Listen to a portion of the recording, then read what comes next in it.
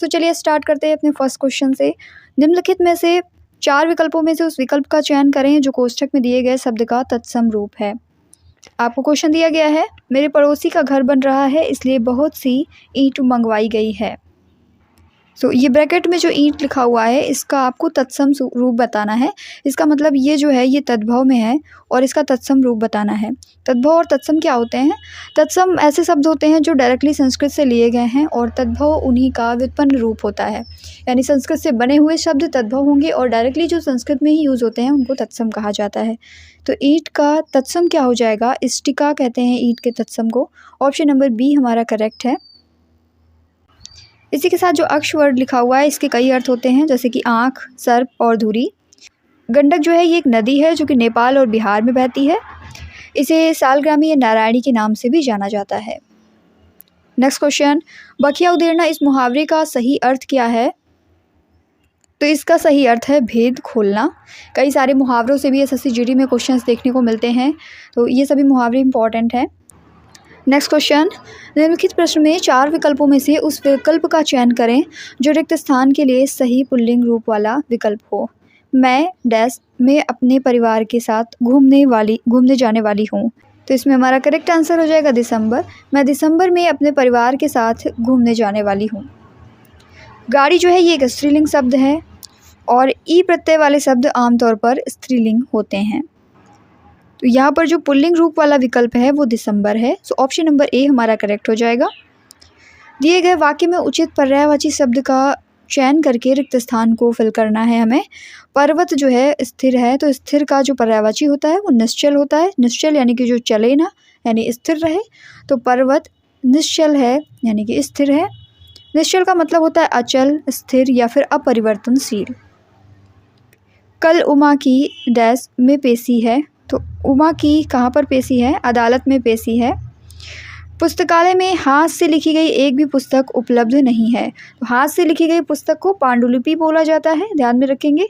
रेखांकित भाग के लिए एक सार्थक शब्द है, यहाँ पर हाथ से लिखी गई एक भी पुस्तक के लिए पांडुलिपि यूज़ होगा।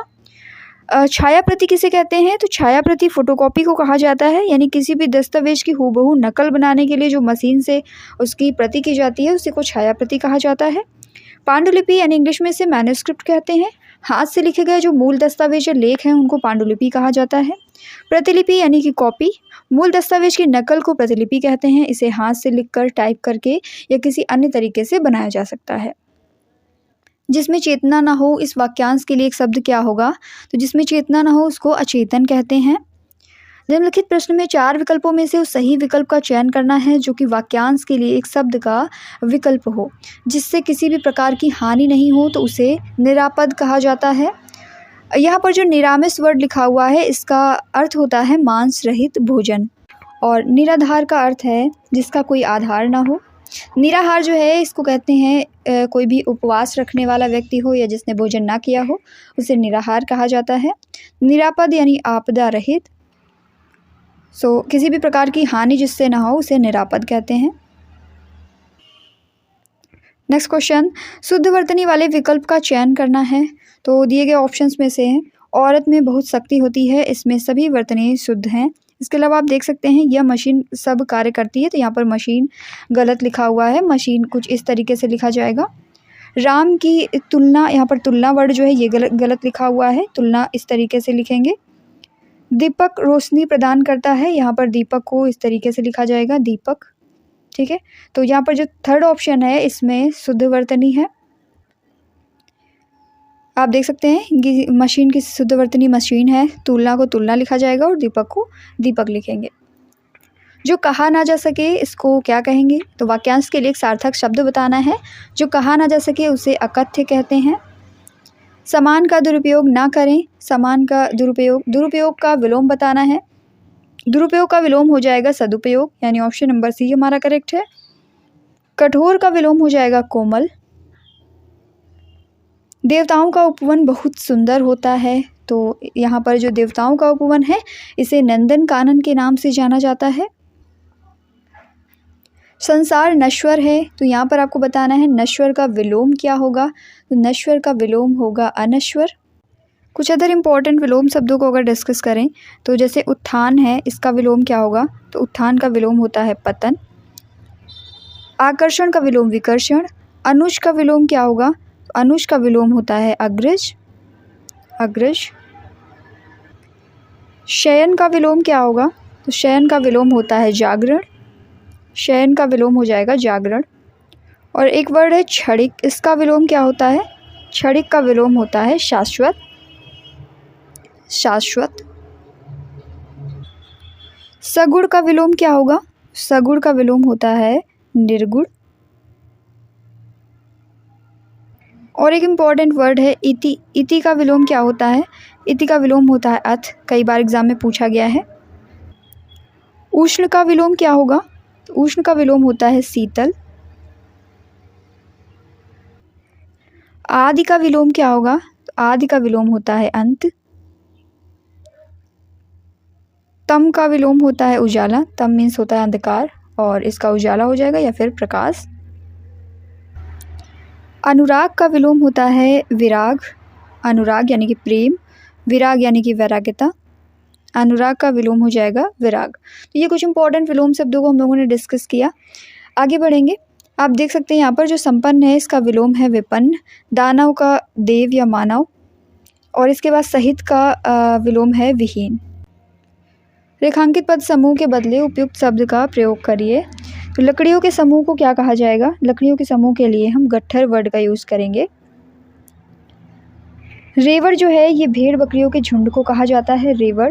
ढेर जैसे किसी चीज़ का ढेर लगा हुआ हो। लकड़ियों के समूह के लिए हम गट्ठर का यूज़ करते हैं। और टुकड़ा तो आप जानते हैं, किसी चीज़ का पीस हो तो उसे टुकड़ा कहेंगे। नेक्स्ट क्वेश्चन, प्रातःकाल ब्लैंक फिर का स्रोत पढ़िए। तो सरस्वती के पर्यायवाची शब्द से वाक्य की पूर्ति करना है। तो सरस्वती का पर्यायवाची इनमें से शारदा है। शारदा का स्रोत पढ़िए, यहाँ पर करेक्ट ऑप्शन हो जाएगा। धात्री किसे कहते हैं? तो धात्री बोला जाता है माता या जननी के लिए वर्ड यूज़ होता है। कांता जो है ये पत्नी या फिर भार्या के लिए यूज़ होता है। उमा, गौरा, पार्वती या शिवा इनको कहते हैं। इसके बाद में गद्यांश दिया गया है और इसमें से कुछ शब्द मिसिंग हैं। आपको बताना है रिक्त स्थानों की पूर्ति करके कि कौन सा उपयुक्त विकल्प होगा। तो रिक्त स्थान एक जो है इसकी पूर्ति के लिए सबसे उपयुक्त विकल्प का चयन करना है। पहले हम गद्यांश पढ़ते हैं। मैत्री भाव सकारात्मक तथा कौन से वर्ग में गिना जाता है? तो मैत्री भाव सकारात्मक और उच्च वर्ग में गिना जाता है, तो यहाँ पर उच्च हो जाएगा। नेक्स्ट, रिक्त स्थान 2 की पूर्ति करना है। मित्रता ऐसा उपहार है जो किसको प्राप्त होता है? मित्रता भाग्यशाली को प्राप्त होता है। सो ऑप्शन नंबर 2 में हमारा भाग्यशाली फिल किया जाएगा। इसके बाद 3 के लिए जाएंगे। सच्चा मित्र वही होता है जिसके कारण हमें कभी भी पश्चाताप ना हो। यहाँ पर हमें कोई निगेटिव वर्ड ढूंढना है तो आप देख सकते हैं कि सच्चा मित्र वही होता है जिसके कारण हमें कभी भी पश्चाताप ना हो। जब भी हमारी ऐसी कोई आदत होती है जिससे दूसरे को परेशानी होती है तो ऐसी आदत क्या करने में भलाई है? ऐसी आदत छोड़ने में ही भलाई होती है। 5th ऑप्शन में हमें फिल करना है। तो मनुष्य तो कैसा प्राणी है? मनुष्य सामाजिक प्राणी है। सो ऑप्शन नंबर 5 में हम लोग यहाँ पर सामाजिक फिल करेंगे। आगे बढ़ते हैं। हमें मुहावरा दिया गया है पौ 12 होना। इस मुहावरे का अर्थ है खूब लाभ होना। सही वर्तनी वाले शब्द का चयन करना है। षष्ठ जो है ये बिल्कुल सही लिखा हुआ है ऑप्शन नंबर बी में। षष्ठ भी गलत है, ये षष्ठ भी गलत है और ये भी गलत है। तो ऑप्शन नंबर बी हमारा करेक्ट है। षष्ठ का मतलब होता है छठा यानी 6th। संस्कृत भाषा में यूज होता है जैसे कि षष्ठी विभक्ति। संस्कृत में जो गिनतियाँ होती हैं वो कुछ इस तरीके से होती हैं 1, 2, 3, चतुर, पंचम, षष्ठ। इस तरीके से जो षष्ठी है ये इसमें षष्ठ का मतलब है छठा। संकीर्ण का विलोम क्या होगा? संकीर्ण का विलोम विस्तीर्ण होगा। अनुत्तीर्ण का विलोम उत्तीर्ण होता है। संकुचित का विस्तृत होता है और प्रकीर्ण का विलोम होता है व्यवस्थित या फिर संगठित। सही वर्तनी वाले शब्द का चयन करना है। तो दिए गए ऑप्शंस में से पारस्परिक जो लिखा हुआ है पारस्परिक कुछ इस तरीके से लिखा जाएगा, ये बिल्कुल सही वर्तनी है। सो ऑप्शन नंबर सी हमारा करेक्ट है। पारस्परिक कुछ इस तरीके से लिखा जाएगा। मनोरथ किसका पर्यायवाची है? तो मनोरथ कामना का पर्यायवाची है। मनोरथ का मतलब होता है इच्छा और कामना का मतलब भी होता है इच्छा। लालच, लक्ष्य और वासना ये अलग वर्ड हैं। मनोरथ इसके पर्यायवाची हैं कामना, अभिलाषा, इच्छा, ईप्सा या फिर स्पृहा। इतिहास का जानकार इस वाक्यांश के लिए एक शब्द कौन सा यूज होगा? तो इतिहास के जानकार को इतिहासज्ञ कहते हैं। ऐतिहासिक ये वर्ड जो इतिहास से संबंध रखता हो उसके लिए यूज होता है। दिए गए शब्द के समानार्थी शब्द का चयन करना है। सोना, सोना का समानार्थी होता है हिरण्य। इसमें जो ललाम वर्ड लिखा हुआ है इसके समानार्थी शब्द हैं सुंदर, मनोहर या फिर रमणीय। रत्नाकर जो है ये समुद्र का पर्यायवाची है। समुद्र, सागर, वारिद, अर्णव ये सभी रत्नाकर के लिए यूज़ होते हैं। सोना को कनक, कंचन, जातरूप, महराजत, तपनी या फिर हिरण्य कहते हैं। मैं 2 घंटे से आपकी प्रतीक्षा देख रहा हूँ, तो इसको रिप्लेस करके क्या फिल किया जा सकता है यहाँ पर? देख रहा हूँ की जगह पर कर रहा हूँ होगा, यानी मैं 2 घंटे से आपकी प्रतीक्षा कर रहा हूँ। आगामी सोमवार से परीक्षा शुरू होगी, इसमें किस भाग में त्रुटि है? तो ये आगामी न लिख करके यहाँ पर आगामी लिखा हुआ है, यहाँ पर आगामी इस तरीके से लिखा जाएगा। आगामी जो सोमवार है उससे परीक्षा स्टार्ट होने वाली है। आगामी सही शब्द होता है। रिक्त स्थान की पूर्ति करना है। खूब लड़ी मर्दानी वो तो झांसी वाली रानी थी। और ये लिखा गया है कवियत्री सुभद्रा कुमारी चौहान के द्वारा। कई बार ये जो कवित्री शब्द है इसकी शुद्ध वर्तनी भी पूछ लेता है। कवित्री ये बिल्कुल सही लिखा हुआ है। आपको कई बार ऐसे कवियत्री करके दिया जाएगा, इसमें कंफ्यूज नहीं होंगे, वह में मात्रा नहीं होती, कवियत्री होता है। चिरकाल तक जीवित रहने वाला, इसके लिए एक शब्द है चिरंजीवी। दूसरे जीवों पर आश्रित जीव को परजीवी कहा जाता है। चिरंतन जो है ये यूज़ होता है जो बहुत दिनों से चला आ रहा हो, कंटिन्यू। परोपकारी जो दूसरों की भलाई करता है उसको परोपकारी कहते हैं। आज हम बाज़ार चलेंगे, इसके लिए जो कौन से भाग में त्रुटि है? तो यहाँ पर बाज़ार न लिख के इन्होंने बाज़ार लिखा है। सही शब्द इस तरीके से होता है बाज़ार। ऑप्शन नंबर सी हमारा करेक्ट हो जाएगा। महापुरुषों के उपदेशों का अपने जीवन में सम्मान करो, तो यहाँ सम्मान करने की जगह प्रयोग करो सही है, तो यहाँ पर प्रतिस्थापित करके हम प्रयोग करो यूज करेंगे। ऑप्शन नंबर बी करेक्ट है। आंखें चुराना, इस मुहावरे का क्या अर्थ होगा? तो आंखें चुराना मीन्स अनदेखा करना। थिएटर में कौन सा खेला जा रहा है? तो थिएटर में नाटक खेला जाएगा। दिए गए शब्द के समानार्थी शब्द का चयन करना है, तो भ्रमर के लिए भौरा यूज होता है। सही वर्तनी वाले शब्द का चयन करना है, तो दिए गए ऑप्शंस में से ऑप्शन नंबर डी हमारा करेक्ट है। ध्यान में रखेंगे ऑप्शन ए और डी में डिफरेंस है। यहाँ पर र में छोटे ऊ की मात्रा है, रूढ़िवादी, और ये रूढ़िवादी है, तो ऑप्शन नंबर डी हमारा करेक्ट हो जाएगा। नेक्स्ट क्वेश्चन, दिए गए वाक्य में रेखांकित खंड को प्रतिस्थापित करने के लिए सबसे उपयुक्त विकल्प जो है उसका चयन करना है। उन्हें तात्कालिक आदेश से निलंबित कर दिए गया, तो आप यहाँ पर देख सकते हैं आदेश से निलंबित कर दिया गया होगा, ठीक है। जिस स्त्री को कोई संतान ना हो सके उसके लिए बंध्या वर्ड यूज होता है, यानी बांझ स्त्री। बिना बाल बच्चों का इसे संतानहीन कहा जाता है, और जो स्त्रियों के संबंध में ना हो उसे अस्त्रैण कहते हैं। मेरे मामा के घर में एक बहुत ही सुंदर घड़ी टंगी हुई थी, तो इसका तत्सम रूप करके यहाँ पर फिल करना है, तो घड़ी का तत्सम क्या हो जाएगा? घटिका। घी का जो तत्सम रूप होता है उसे घृत कहते हैं। घोड़ा को घोटक कहा जाता है, और घड़ा के लिए घट यूज़ होता है।